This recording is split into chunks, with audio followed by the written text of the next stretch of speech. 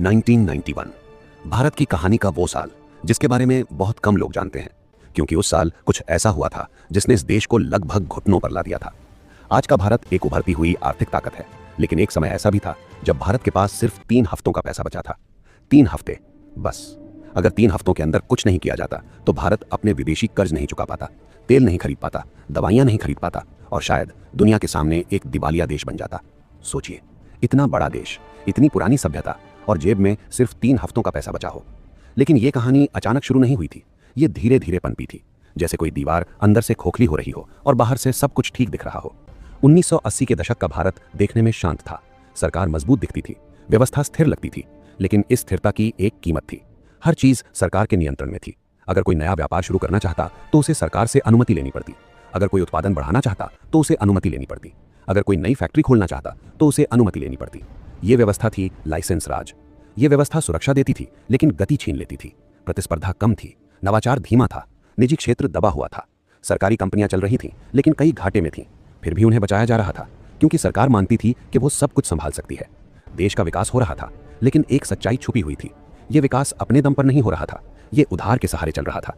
भारत लगातार विदेशों से कर्ज ले रहा था और शुरू में सब कुछ सामान्य लगा, जैसे कोई व्यक्ति अपनी आय से ज्यादा खर्च करता है और क्रेडिट कार्ड से संतुलन बना लेता है। लेकिन हर कर्ज एक दिन लौटाना पड़ता है और 1980 के दशक के अंत तक भारत पर कर्ज का बोझ बढ़ चुका था। ब्याज बढ़ रहा था, जिम्मेदारियां बढ़ रही थीं और उसी समय दुनिया ने भारत को एक बड़ा झटका दिया। 1990 में खाड़ी युद्ध शुरू हुआ। इराक ने कुवैत पर हमला कर दिया। इस युद्ध का असर सीधे भारत पर पड़ा। तेल की कीमतें अचानक बढ़ गईं। भारत तेल आयात करता था, अब वही तेल खरीदने के लिए कहीं ज्यादा डॉलर चाहिए थे। भारत का आयात खर्च बढ़ गया। लेकिन समस्या यहीं खत्म नहीं हुई। मध्य पूर्व में काम कर रहे लाखों भारतीय प्रभावित हुए। कई लोगों की नौकरियां चली गईं, वे वापस लौटने लगे। जो विदेशी मुद्रा भारत में आ रही थी वो अचानक कम हो गई। इसके साथ ही विदेशों में रहने वाले भारतीयों का भरोसा भी डगमगाने लगा। उन्होंने भारतीय बैंकों से पैसा निकालना शुरू कर दिया। उन्हें डर था कि कहीं भारत की आर्थिक स्थिति बिगड़ न जाए। और फिर एक और बड़ा झटका लगा। सोवियत संघ टूटने लगा। सोवियत संघ भारत का सबसे बड़ा व्यापारिक साथी था। भारत उनके साथ रुपए में व्यापार करता था, डॉलर की जरूरत नहीं पड़ती थी।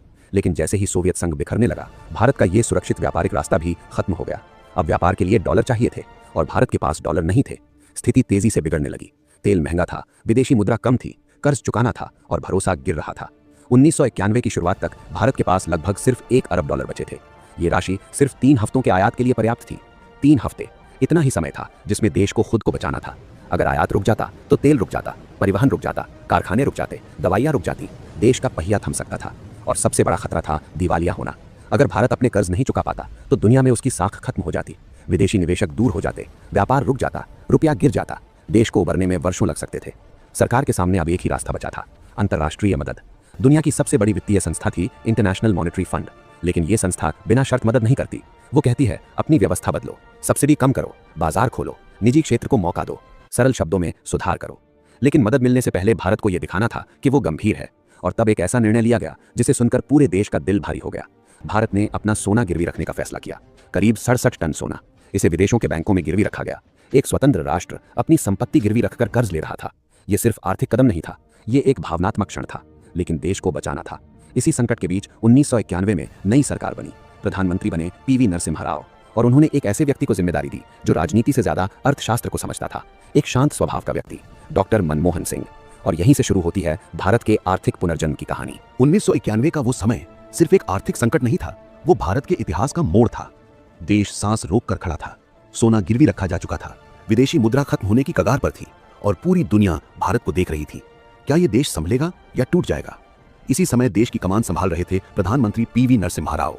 वे जानते थे कि अब सिर्फ कर्ज लेकर देश नहीं बचेगा, अब इलाज नहीं, सर्जरी की जरूरत थी। और इस सर्जरी के लिए उन्होंने चुना एक ऐसे व्यक्ति को जो मंचों पर भाषण देने के लिए नहीं जाना जाता था, जो भीड़ को प्रभावित करने के लिए नहीं जाना जाता था, बल्कि जो संख्याओं की भाषा समझता था, डॉक्टर मनमोहन सिंह। जब उन्हें वित्त मंत्री बनाया गया तो देश एक चौराहे पर खड़ा था।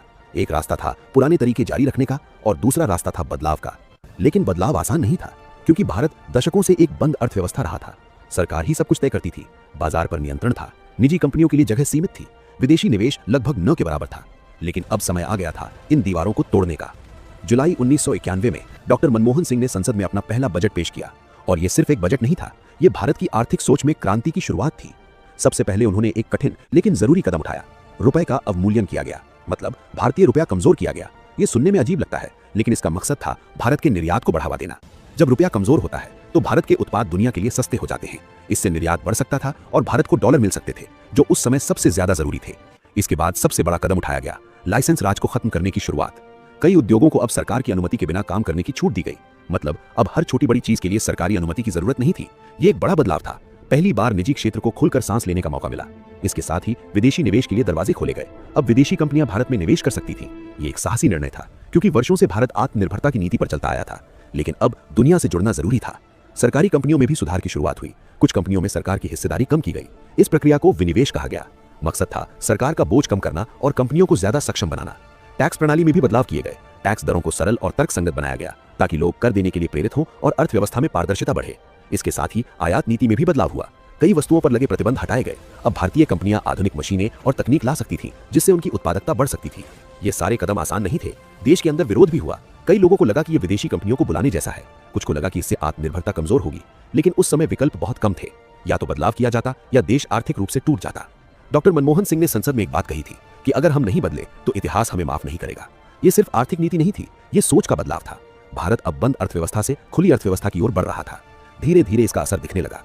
विदेशी निवेश आने लगा, निर्यात बढ़ने लगा, उद्योगों को नई ऊर्जा मिलने लगी और सबसे महत्वपूर्ण, दुनिया का भरोसा लौटने लगा। जो देश कुछ महीनों पहले दिवालिया होने के कगार पर था, वो अब सुधार के रास्ते पर चल पड़ा था। लेकिन ये सिर्फ शुरुआत थी। ये एक लंबी यात्रा की पहली सीढ़ी थी, जिसने आने वाले वर्षों में भारत की दिशा बदल दी। और यही वो क्षण था जब संकट ने भारत को मजबूर किया खुद को फिर से गढ़ने के लिए। 1991 के सुधार सिर्फ एक आर्थिक नीति नहीं थे, वे एक नए भारत की नींव थे। उस समय शायद किसी ने नहीं सोचा था कि जो फैसले मजबूरी में लिए जा रहे हैं, वही आने वाले दशकों में देश की पहचान बन जाएंगे। संकट धीरे धीरे कम होने लगा था। विदेशी मुद्रा भंडार संभलने लगा, दुनिया का भरोसा लौटने लगा। लेकिन असली बदलाव अभी शुरू हुआ था। पहली बार भारतीय उद्योगों ने महसूस किया कि अब उन्हें सरकारी सुरक्षा के सहारे नहीं, बल्कि अपनी क्षमता के दम पर खड़ा होना होगा। प्रतिस्पर्धा बढ़ने लगी, निजी कंपनियां आगे आने लगी, नई सोच पैदा होने लगी। अब व्यापार करना सिर्फ अनुमति का खेल नहीं था, बल्कि दक्षता का खेल बन गया था। धीरे धीरे भारत की अर्थव्यवस्था खुलने लगी, विदेशी कंपनियां भारत आने लगी, नई तकनीक आई, नई नौकरियां बनी, नई संभावनाएं पैदा हुई। जहां पहले विकल्प सीमित थे, अब विकल्प बढ़ने लगे। मध्यम वर्ग का विस्तार होने लगा, लोगों की आय बढ़ने लगी, शहर बदलने लगे, बाजार बदलने लगे और सबसे महत्वपूर्ण, भारत की वैश्विक छवि बदलने लगी। जो देश कभी कर्ज के लिए सोना गिरवी रख रहा था, वही देश अब निवेश का केंद्र बनने लगा। आईटी क्षेत्र उभरने लगा, सेवा क्षेत्र बढ़ने लगा, निर्यात मजबूत होने लगा। धीरे धीरे भारत एक बंद अर्थव्यवस्था से वैश्विक अर्थव्यवस्था का हिस्सा बन गया। 1991 के बाद आने वाले वर्षों में भारत ने कई चुनौतियों का सामना किया, लेकिन अब उसकी नींव मजबूत थी। वो बदलना सीख चुका था, वो प्रतिस्पर्धा करना सीख चुका था, वो दुनिया के साथ चलना सीख चुका था। आज भारत का विदेशी मुद्रा भंडार सैकड़ों अरब डॉलर में है। आज भारत दुनिया की सबसे तेजी से बढ़ती अर्थव्यवस्थाओं में शामिल है। आज भारत वैश्विक मंच पर आत्मविश्वास के साथ खड़ा है। लेकिन ये सब अचानक नहीं हुआ। ये उस समय लिए गए कठिन निर्णयों का परिणाम है, जब देश के पास विकल्प बहुत कम थे, जब उसे अपने भविष्य को बचाने के लिए अपने अतीत की नीतियों को बदलना पड़ा। 1991 का संकट एक चेतावनी था कि कोई भी व्यवस्था स्थायी नहीं होती, कि बदलाव से डरना सबसे बड़ा खतरा होता है। और यही संकट भारत के पुनर्जन्म का कारण बना। आज जब हम एक मजबूत अर्थव्यवस्था की बात करते हैं, तो हमें याद रखना चाहिए कि कभी हम उस मोड़ पर खड़े थे जहां 3 हफ्तों का पैसा ही हमारी सीमा था। लेकिन उसी मोड़ पर भारत ने गिरने के बजाय खुद को उठाने का फैसला किया, और यही फैसला भारत को नए युग में ले गया। इस तरह एक संकट ने भारत को तोड़ने के बजाय उसे बदल दिया, और यही है 1991 की असली कहानी।